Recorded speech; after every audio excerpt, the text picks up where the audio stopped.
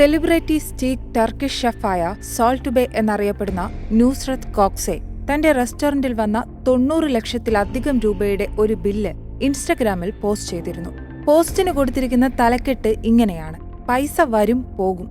ഇതിന് പിന്നാലെ salt bay പൊങ്ങച്ചം പറയുകയാണെന്നും യുദ്ധം മൂലം ലോകത്ത് ഒരു വലിയ വിഭാഗം ആളുകൾ കഷ്ടപ്പെടുമ്പോൾ ഇങ്ങനെയൊരു പോസ്റ്റ് ഇടുന്നത് ഉചിതമല്ലെന്നും വാദിച്ച് നിരവധി പേർ രംഗത്തെത്തി.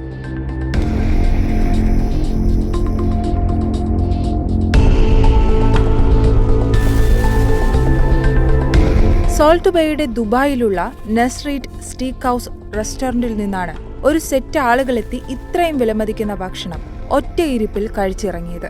എന്നാൽ $1,80,500 ഈ രസീത് പണം വരും പോകുമെന്ന തലക്കെട്ടിൽ കൊടുത്തതാണ് ഇന്റർനെറ്റ് ഉപഭോക്താക്കളെ ചൊടിപ്പിച്ചിരിക്കുന്നത്.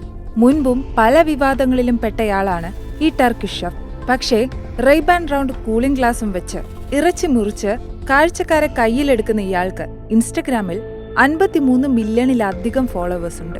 സ്റ്റീക്ക് മുറിച്ച് അത് സെർവ് ചെയ്ത ശേഷം അതിന് മുകളിലേക്ക് ഉപ്പ് വിതറുന്ന ഇയാളുടെ ഒരു പ്രത്യേകതരം രീതിക്കും ആരാധകർ ഏറെയാണ്.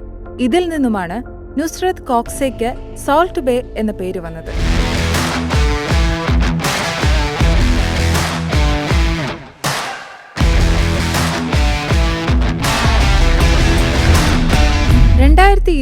ലോകകപ്പിൽ ജേതാക്കളായ അർജന്റീന താരങ്ങൾ മൈതാനത്ത് ആഹ്ലാദം പ്രകടിപ്പിക്കുന്നതിനിടെ സോൾട്ട് ബേ അവർക്കിടയിലേക്ക് നുഴഞ്ഞുകയറി വിവാദം സൃഷ്ടിച്ചിരുന്നു. അന്ന് വിജയികൾക്കും ചുരുക്കം ചില ആളുകൾക്കും മാത്രം സ്പർശിക്കാൻ അനുമതിയുള്ള ലോകകപ്പ് ട്രോഫി ഇയാൾ കയ്യിലെടുത്തു. മാത്രമല്ല, വിജയികളുടെ മെഡൽ കടിക്കുക കൂടി ചെയ്തിട്ടുണ്ട് സോൾട്ട് ബേ എന്ന ഈ പാചക വിദഗ്ധൻ. അന്ന് ഇയാളുടെ പെരുമാറ്റത്തിനെതിരെ വ്യാപക വിമർശനങ്ങളാണ് ഉയർന്നത്. കൂടാതെ Angel Di Maria, Lisandro Martinez എന്നിവർക്കൊപ്പം ഇയാൾ ഫോട്ടോ എടുക്കുകയും തുടർന്ന് മെസ്സി അതൃപ്തി പ്രകടിപ്പിക്കുകയും ചെയ്തു.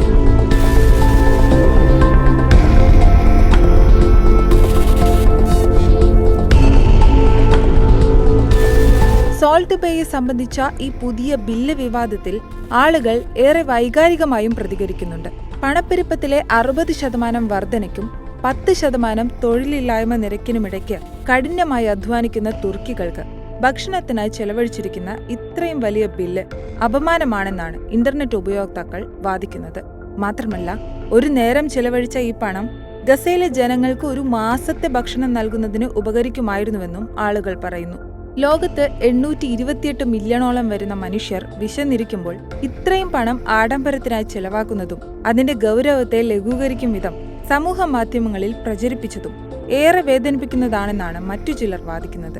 ബില്ലിൽ കാണിച്ചിട്ടുള്ളത് പ്രകാരം beef carpaccio, golden stick, French fries, golden baklava, fruit platter, Turkish coffee എന്നിവയുൾപ്പെടെ വില കൂടിയ പാനീയങ്ങളുമാണ് ഓർഡർ ചെയ്തിട്ടുള്ളത്. അതേസമയം ഇവരുടെ നസ്രീറ്റ് സ്റ്റീക്ക് ഹൗസ് റെസ്റ്റോറന്റ് ശൃംഖല Abu Dhabi, Doha, New York, Miami, Dubai, Istanbul എന്നീ നഗരങ്ങളിൽ പ്രവർത്തിക്കുന്നു.